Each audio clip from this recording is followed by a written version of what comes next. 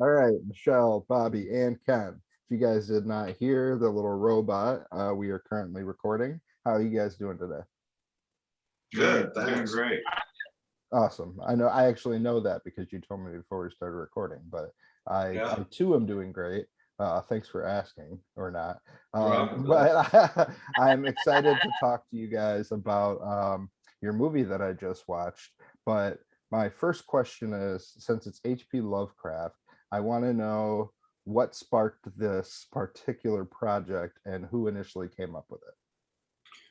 Well, back in 2017, I met Brian Usna at a film festival in Syracuse, New York. And he looked at my projects and said, the next one you do, I would like for you to get in touch with me so we can work together from start to finish. And so I had some trouble thinking, what am I going to do next? And he's adapted some H.P. Lovecraft before. So he suggested look into some of his works that are in the public domain. And a lot of his stories are really very in-depth with the descriptions of ancient alien civilizations, massive creatures, and stuff that we couldn't really do budgetary wise.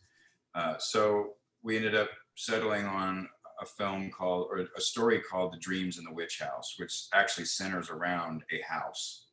And we got lucky enough to find a really good location, the Hannah Haunted Mansion, historic mansion, and here in Indianapolis. And so that's the rest is history.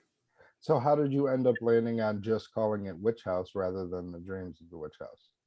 Well, because Stuart Gordon has adapted it before in the Masters of Horror series. He did a really good job, and Brian told me that just name it Witch House. That's what I said. Just name it Witch House. He We said had a couple other names, but yeah, oh yeah, we had some other names for sure, and it's simple. I guess it's out there, and right. we were. No one could remember Versiera. They'd be like, how do I pronounce that? I think that was kind of our cool way of having a working title without giving the title away really Right. for a year, so people weren't hip to what we were doing. That's pretty cool though. So if that started in 2017, obviously I imagine you filmed pre-pandemic, but when did the filming take place? September 2018, something like that. Yeah, we started September 2018, principal photography, and I mean we all we put some real solid weeks in there, but it was a lot of weekend stuff because everyone lived out of state, and to put this together, and it took. I mean, we worked a long time on it before 2020 hit, so we were probably dead. We were probably in the middle of filming it, man, Right. because we would send things, we would shoot and then send the dailies to Los Angeles, and they would say, nope, her eye line's off, reshoot it. And we're like, oh my God, now we've got to get her all the way back from damn near Iowa to where we are in the middle of Indianapolis, And Illinois had a no travel yeah. thing going on at the time. We had some interstate restrictions on travel for really non-essential stuff. So that really stopped us dead in our tracks. But we took the time to do some serious rewrites to kind of really hone the story in, and I think it worked out. So did you guys film in Indianapolis or in that state? Yes. 90%. Yeah. Okay, that's awesome. Keeping it at home. I wanted to know when Ken, when you initially started writing this, were you the first person writing this script? No, no. Bobby started it, and then he would call me and we'd shoot ideas a little bit. I think when he first approached me about it, I thought, yeah, H.P. Lovecraft, that kind of interests me.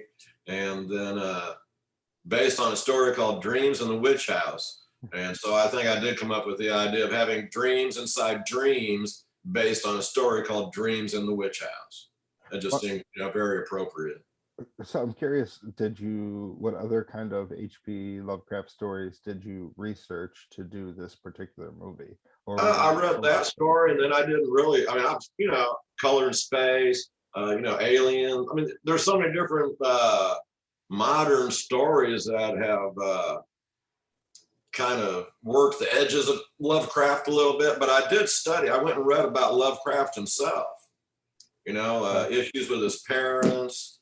Well, he died of like bladder cancer or something, had syphilis. His parents were in insane asylums or sanitariums, whatever you called them back in those days. Yeah, right. He never really made it as a writer. So, Okay. I think a lot of that reflects in his writing. Yeah, and so that inspired you. Now for you, Bobby, obviously you already talked about your love for H.P. Lovecraft. So then I want to talk to Michelle. Did you have any experience with Lovecraft prior to this, or is this something that you had to? No clue. I had no clue who he was, like at all. With Bobby, you gotta read this. He was adamant about it. I'm like, okay, I'll read it.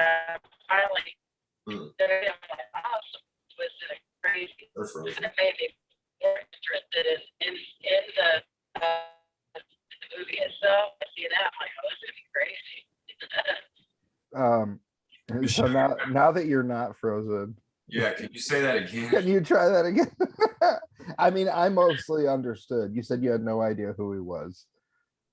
Sorry, I'm in the middle of a trip to Chicago right now, right before, so it's hit or miss sometimes with the internet. But yeah, I never had heard of H.P. Lovecraft before ever. Until Bobby, and he was really adamant, you got to read the story, you got to read it. So when I finally read it, it made me more interested in even like the script and everything. And I'm like, well, this is pretty twisted. This is gonna be cool. And I'd like to see how they pull this off. So I have never read any of his other ones, but it interests me now to look at more of his stuff. Okay. Have you ever done anything that's similar to this? No, it was very unique experience for me. Yeah, For sure. very out of realm. Okay, that's pretty It was cool. awesome though. I like doing different stuff, things that I haven't done before. I get tired of playing the same. Yeah. Okay, well, I'm gonna switch back over to the guys for a sec. So when you guys were directing this, I was curious, Bobby, how many mice did you use? Was it just the one? Was it trained, or did you have to use multiple mice for the shots? We pretty much used one directional mic, and we got on board. Sorry. Mice, like the mouse. Lydia. Oh, rats. Rats. Okay. Oh, yeah. My We bad. ended up using 3 rats. We had Lydia, Bowie, and there was another one that was at the very end of it that we used. Michelle. Okay. No, I had to let him crawl on my damn arm, okay? I'm like, are you kidding me? No, she's the third rat. So My daughter is the rat person. I'm not the rat person. I liked mice when I was a kid. The rats are a little big for me. So did you have trouble shooting them, Bobby? Really, rats are nocturnal creatures that don't like a lot of light. So, and the first thing you're going to break out on the set of a film is tons of light. And so we had to be really tricky with how we lit it, and we had to be very quiet because it doesn't want a lot of action, lights. That'll just trip out the rat. It won't work for you. Right. So, and time out when you give them their treats. Yeah, you've got to feed them like a tiger, like at the zoo with little kids getting a picture taken. Meat cube, meat cube, meat cube. And then it will only eat so much like us, and then it wants to go to sleep. Let's fall asleep. Yeah, So so you can't feed them too much. Yeah, then they'll drop a turd and then they'll go right to sleep. But Lydia had her own little mouse, her rat. It was a carrier, like a little pet carrier that said "Star of the Show" on it with a button. And like, oh, it was just, she was adorable. Like we took a lot of pictures with her, and you'd have to trick her with the light. Then we had to get her to walk across the piano keys. And then rats don't live that long, really. And I guess the lady who had the rats said there may have been something wrong with that group of rats that she was getting. But Bowie, one of them, had to walk across the threshold of a doorway in a scene, and that. I mean, it took a long time. Like, come on, rat, come on, please. We just need you to just please. Right. It's like getting a cat to hold its head for a picture perfectly. You know? Right. Yeah. It was really interesting working with the rats, though, for sure. That's fun. So Michelle, I know that early in the movie, at least before the halfway point, you have a scene, an lesbian scene. I was curious if you were a member of the LGBTQ plus community, or if that's something you just took on as a role and a challenge. It was just something I took on. It's not a first for me, as but my daughter, my oldest, is she is lesbian, has been, I mean, since a very young age. So I mean that that is, you know, in our family and stuff like that. So, but as far as me, no, I have a fiance. I like men, but that was part of the role, and you know, you just do it, you know. Yeah, for But sure. yeah, I'm probably not gonna be doing many more scenes like that in the future now. But you know, so hopefully everybody just enjoys that. So, Writing another one, Michelle. so Well, at least she was hot, okay? yeah, well, that is true. So it's back to Bobby and Mark. Did you Yeah. guys handle any of the prosthetics, or did you just have an entire prosthetics and a CGI team that handled all those things? I couldn't hear your question. I'm sorry. What you have, CGI as well as some prosthetics, I believe, in the film.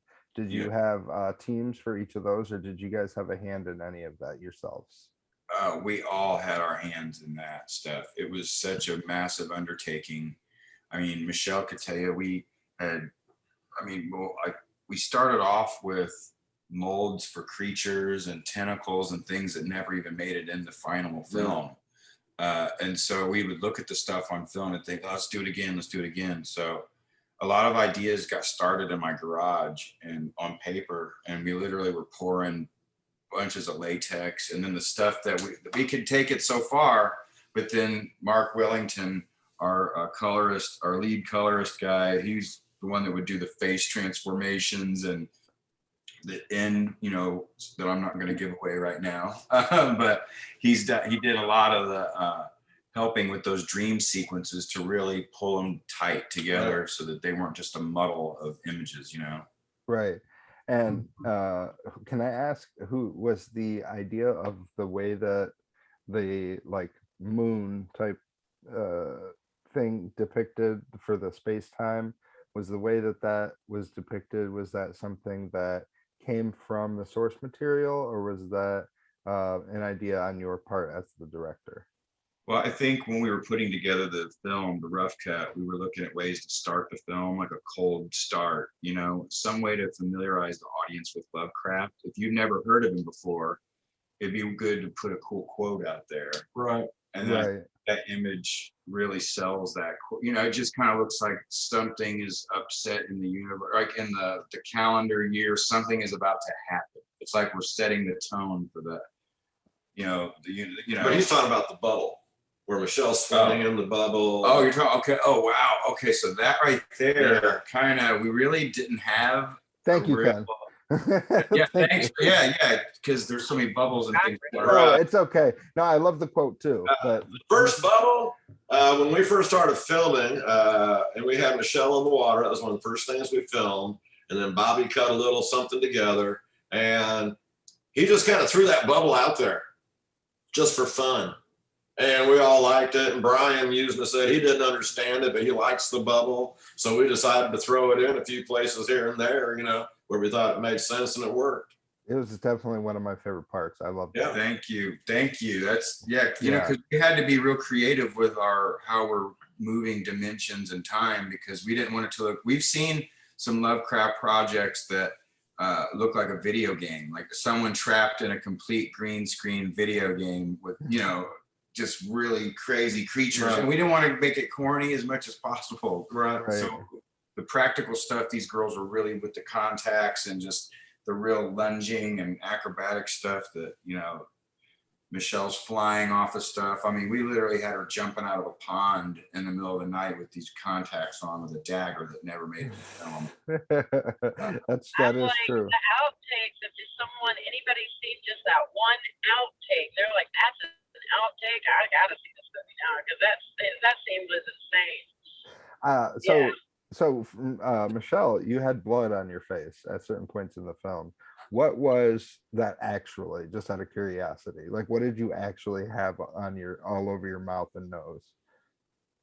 Oh, that was blood, like fake blood. Oh, okay. So it wasn't, it was just straight up fake blood from the people. I mean, I knew it wasn't blood, but I Right. didn't. Well, like she would have a lot of nosebleeds and stuff. So like whenever something was going on, like I think there was supposed to be more in it the way it was written. There was originally like 3 nosebleeds or something in it, but I think it ended up coming down to the one where it switches over and I go from the bathroom at the college university and all of a sudden I'm in different clothes and I'm in the house bathroom and then the blood. So I get, that came from like, I don't know if it's through the dream, like just the dimension to her stressing out. I don't know. Right, but like, what did it? Bobby what that was from. So like, what That did it was taste pretty like? much the nosebleed. It really has no taste, that stuff.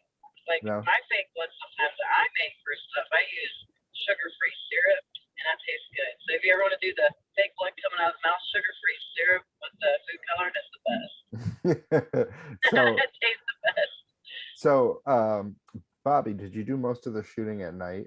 Because there's so many scenes that are in the darkness. Obviously, inside you can do it at any time, but did you do most of this filming at night, or did you have to have a like a stage where you could do that? A lot of both. I mean, we did a lot of night shoots and we did a lot of day shoot, day for night.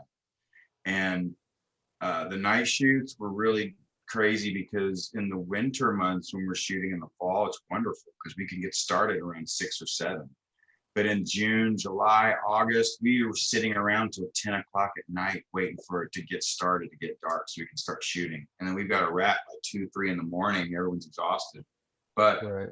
the Hannah house has so many windows and bay windows. We'd have to get out there with trash bags and just black and doobie, all the shades. I mean, it was crazy. And then, I mean, and as soon as we would do all that, then here comes all there, like the road that's near there is known for like hot rods and motorcycles and guys hanging out on Friday nights. And I shit you not, it would be as soon as it get dark, we'd just hear vroom, vroom, vroom. Nah. And we're like, Oh yeah. people I are remember that. mowing We had their to sit there grass. for hours. Then there was a train that came through every night. Wow. It was like, I called the cops one time. I was like, get them out of here. Like, it's just the bass. I mean, I swear our audio guy had to pick up bass sometimes because of just like, wow, we're trying to be in an isolated, creepy environment. So, What was that phone? That phone that would go off all the time. oh, That place yeah. Oh, yeah. There's a over like a mechanic shop. speaker. There's a mechanic shop across the street, and they'd always be like, somebody go pick up parts on something else. And we're like, yeah. That was, And it'd be a good take too. They'd ruin all the good takes. So we had to start from scratch. yeah. So, Michelle, did you work with anybody on this film prior to doing this, or did you just end up either getting the role brought to you or auditioning yourself? I'm trying to think. I don't think I knew a lot of the people from like Days of the Dead conventions, but I don't think I actually had worked with anyone from the film prior to that on anything else. So it was a first for me with all of them. Okay. And what about you guys for Ken and Bobby? Ken, I'm sorry I keep calling you Mark. I don't know who Mark is. Mark is our colorist. Right. Right, okay. Yeah. I'm trying so hard. But But by any other name. yeah, so did you guys end up did any of the people that you brought in, whether crew wise or acting wise, had you worked with them on prior films? Yes. Yeah. Bobby and I had worked on Belly Timber before. Our audio guy had worked with us before. So yeah, we worked with a lot of these people before. Okay, awesome. Is there anything that I did not ask or people don't ever ask about the film that you guys would like to say? Well, we do get asked a lot about the paranormal events that occurred while we were shooting there because the place is really haunted. Oh, for real? Yeah. Yeah, it's known to be one of the most famous haunted, at least in the state of Indiana, if not the country. Huh. Wow, I did not know that. So can He's you my tell? first shadow figure there. Can you? Oh, really? Yeah, What was that? What was that like? Tell me about that. it was fucking creepy. I'm on the downstairs balcony out back, and I look up, and I'm out there alone at night, and I see this, and I mean, it's solid as you or I, but it was just completely just a dark figure. And I'm thinking, one of these guys are messing with me, right? I'm like, it's got to be one of them. Everybody was out front. There was nobody that it could have been. And then I talked to one of the girls who's kind of a psychic medium later on, and she said, it's the mother that lost her child. She's grieving her child. She was walking and pacing up there. That's pretty crazy. I got locked in the bathroom when there's no lock on the door. You have to have a skeleton key for it. And it wouldn't let us out. Luckily, I could get out another door. It didn't want us to leave when we were done filming. It was the last day we were filming. We ended up having to go back after that, but it was supposed to be the last day. And I got locked in the bathroom. It's like, no, you're staying. And they heard some stuff. I didn't really hear it, but they can tell you about some of the stuff they heard. Yeah, I was curious about you two then. What happened paranormally while you guys were there? Well, I'd say that when we first got there, we were, I guess, supposedly, which I believe is true, disrupting the natural energy that has settled or been in that place. It's been a quiet little place with little or no activity. And we come in with racks of clothing, table reads, people with groceries, lighting, equipment, computers, running up and down the stairs. It may upset some spiritual energy that's there. And all of our batteries were draining very quickly. Yep. All the audio equipment, like we were spending $20 a day just on AA batteries. They would just go and be gone in like an hour or so. Anywhere else they last. Oh yeah, you get a whole weekend. A whole week, yeah. But we were spending $20 a day for those long packs of Duracells, and the big one we were shooting in a ballroom where Michelle was laying on the floor with a witch over the top of her, listening for a heartbeat. Yeah, and I kept hearing some like baby crying, and I got so many things on my mind I'm not paying attention to, and it's just you know how adult males can kind of tune out baby crying. Well, I was like, wait, what the hell is it? And then I said, Toby, are you picking that up? And I never told him what I was hearing, our sound guy, and he took it off and he said, a baby crying. And then as soon as he said that, the whole room went silent. Everyone was like, what the hell? And then we heard it a couple Just more like 2-3 o'clock in the morning. And we heard it 2 or 3 more times, a baby crying, sounding like it came from within the wall or just outside the door, like right outside the outside. Right. And we knew there was no car door, no house door, no car had driven by. So no baby is just going to be hanging outside of a house at that time in the morning. And the man is a caretaker. He doesn't tell people about the hauntings or things that goes on because he doesn't want to put stories in people's heads. So he'll only tell you if you need to come to him with what you've experienced, and then he'll tell you what's going on. And he told us that was baby Elizabeth that we experienced. Baby Elizabeth was born there and lived for like 3 days back in the 1800s. They buried her on the property, and then they moved her to Crown Hill Cemetery, where the rest of the family was buried. So, and it was part of the Underground Railroad. And so there's a story that maybe not true or not, but the slaves were locked in the basement there, and the house caught on fire, and they were trapped inside and died in there. And so and then back in the day, you can't give them a plot. You have to bury them. You weren't even supposed to know those people were there. Those people should have never even been there if it was the Underground Railroad. So they buried them under the floor. Basement. Yeah.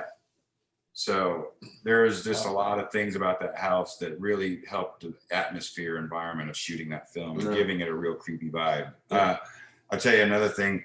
Whenever we're doing shooting at night, I don't want to look in those windows as I'm driving away. I don't want to like see somebody staring back at me.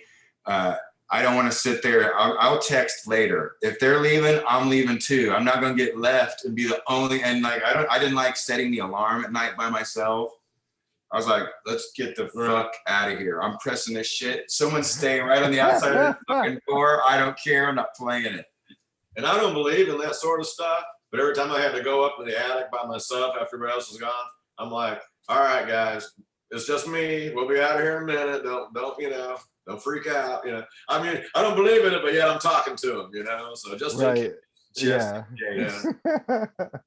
Well, That's funny. Grandma didn't like the lesbian scene. I'll tell you that. We were in Grandma's room, and back then, you know how they were about stuff like that. And it felt like someone straight stuck their thumb in my knee. I was like, and I like sat back on the bed. Like, felt like, when someone grabs your knee real hard and like does that, it hurts. It was like that, and I couldn't shake it for a second. And then Julie, who was with me, kept saying she felt like she was getting poked with like needles, and the sewing room was right next to it. Like nothing, there's nothing there. There was a sewing room right next to it with like those figures, like that has the dress on it. It doesn't have a head. It's just like the mannequin. The mannequin on a pole. Yeah. Nope. That's a big nope for me. Yeah. No. That sounds like a lot, man. Grandma did not like the lesbian scene. So yeah, there's a lot going on in that place. How big is it? It's a pretty big house. Do you have 27 rooms or something? Maybe. Holy crap. I'd say it's probably 10,000 square feet. Okay. Wow.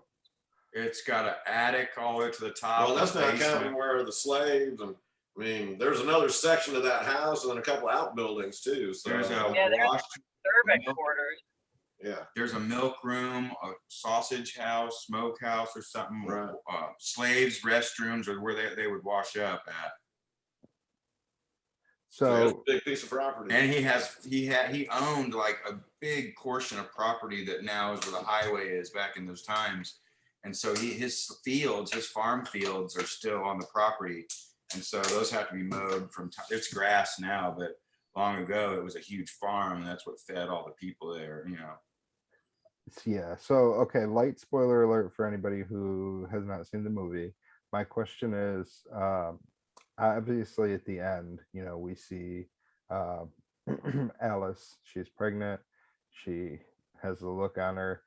What is that something where there could be potentially open for potential sequel, or is it something where you were wrapping it up with that bubble and just kind of putting a bow on it based on you adapting it from a story that already exists? Yeah, it could go both ways. We don't have any plans for a sequel, but it's open to interpretation that way. We're not spoon feeding. People can, glean from it what they will. It kind of, when I was reading about Lovecraft, if you read what some of the other people say about his work, literary people, things keep going further and further into madness. And then just about the time you think the situation is resolved, it's not. And there's no real conclusion. And that's how a lot of his stories go. And so I know we deviated from the original story a lot. I don't know if you've read the story or not, the short story Dreams and Wit. No. But we took a lot of liberties. We changed a lot of things. And we made the story our own, but I still wanted to keep it Lovecraftian. Right. As far as, the direction that the story went. Okay. Well, I really liked how it ended up. Is there anything any of you would like to say, each of you would like to say about the film itself? I hope the American audiences really pick up on it. Kind of like European, and we've won 18 international awards so far, and we've probably won 2 of those in the United States. So Europe was really in tune with this subject matter, and we'll be excited in July to see if the United States picks up on it, because it's not your standard, 5 girls in a van getting knocked off one by one by a killer in the woods. Right. You got this is the thinking man's kind of horror. That's why we got into it. So I hope that the audience over here can feel what we, have as much fun being scared as we did shooting it. So. Okay. And what about you, Ken? There's enough things going on that people will stay interested in it. They'll keep. I think the first part of the movie, it kind of sets things up, and it's the last half of the movie where things start all coming together. But if you're not spoon feeding all the information to the audience and making them think a little bit, a little more mature of a story, then maybe they'll stay engaged. Sure. Yeah. And Michelle, is there anything that you wanted to add about the film? You can say no. It's okay. I was gonna say not really. I mean, they pretty much, they did a good job with that. So I think I'm good. Yeah, and then Ken and Bobby, I think that Lovecraft has really been starting to boom here in this country as well. We recently just had Lovecraft Country as a very successful HBO show, from Jordan Peele. I think that there's lots of Lovecraft stuff has been. What was that? The Kristen Stewart movie recently was based on a Lovecraftian thing, and even if they're not Lovecraftian stories, I think Lovecraftian lore is being adapted a lot more. So hopefully we'll see 18 more awards here in the United States. Yeah. I want to do a short platform for you guys if you want to plug any social media or any other projects you have going on. Real quick, I'm looking at Michelle here, and it's weird because I like her hair long, and she had to wear her hair like short for what, 4 years? I mean, God, 3 years. 2.5 years at least. I had to, my nails, I had to keep chopping off, painting on the same color. I had to keep chopping off my hair. The one time we tried a wig because it got long, and I got there, and they're like, we were like, oh no, this wig's not gonna work. So Ken takes me over to the hair salon, gets my hair cut, just to go back on set and go film. I was like, oh, my hair. But it grew back, obviously. And my girlfriend at the time was very jealous. Why are you paying to get her haircut? Why are you getting And I'm on the phone with Bobby. I'm on speakerphone. I'm like, Bobby, tell her. He goes, it wasn't for her, it's for the movie. It's so funny because I used to have long hair, and unfortunately I don't have the option that you do of growing it back. At 2.5 years, I'm still gonna be bald. If you were bald, it makes you feel any better. I'm doing bald myself. I hit 40. I hit 40, and now all of a sudden everything's going to shit. I'm sorry, that was hilarious. So, any projects, Bobby and Ken, that you want to plug that you have coming up? Well, first off, I want to say, you guys want to find out about Witch House, go on our website, www.witchhousemovie.com. You can go and also find out about the other films that we're doing on www.horrorwasteland.com. And then we've got Instagram, which is at Witch House the Movie, and on Facebook we've got HP Lovecraft's Witch House. So if you just start typing in HP Lovecraft and Witch, you will run into us. And that's Horror Wasteland for your website. Yeah, horrorwasteland.com. Right now we've got a couple things. We're buzzing some ideas around with our sales agents. We've got some ideas. One that's been pitched at Cannes already. So we're real optimistic about some ideas and where we want to go with them. But right now it's just so consuming with the release of Witch House that we're right now, JD and I are working on a film called The Ultimate Throwdown that Michelle can tell you a little bit more about. Actually, if you pan the camera over, you'll see the star of it right there. He's driving, Rob Davidson. Can you pan the camera over, Michelle? Michelle? you frozen again? Are you I was frozen? gonna say that face is the perfect face to be frozen on. The action hero of the film that we're working on right now is actually sitting next to her. He's right there. Oh, there he is. Yeah, hey, Rob, wave to the guys on the show. It's really shitty. It's all right. He's on the screen now, so we can keep. Can you see? Yeah, he's I'm going through a really bad area for the next That's okay. We're almost done. Yeah. So yeah, but we got some things cooking, and we'll be really glad to talk to you about those when they You come want me out. to see? Yeah, I can't wait. Definitely can't wait to see those things. Michelle, is there any social media that you want people to find you on? Is it under Michelle? Well, sometimes it's easier to search names for Chellelen. My page, Michelle Morris, comes up. But I think the URL for Facebook, that's my main one. I'm on Instagram, Facebook is Chellelen. It's either Chellelen Tutor, either Chellelen underscore. I'm sure. I think it's just Chellelen. I'll tell you what, I will find all that online for you and plug it in the article for you because your I'm phone is almost past the bad area. I'm almost past it. that's okay. You are our bad area for this interview, so we're almost past that too.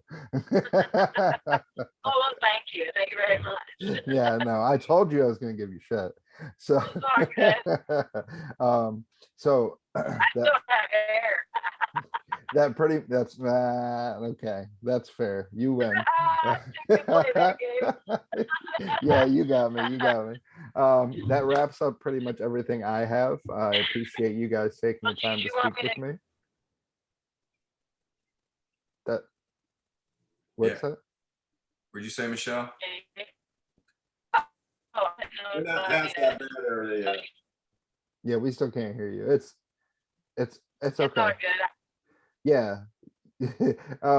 Again, I appreciate you guys so much for speaking with me. And make sure you guys stay safe. I can't wait to talk to you about the next movies. Right on, man. Well, Thanks a lot for having us. Very nice to meet you, Joe. Take care of Toledo. I will Thanks. definitely. It's nice meeting you. Nice Go to meet Mud you too. Hens.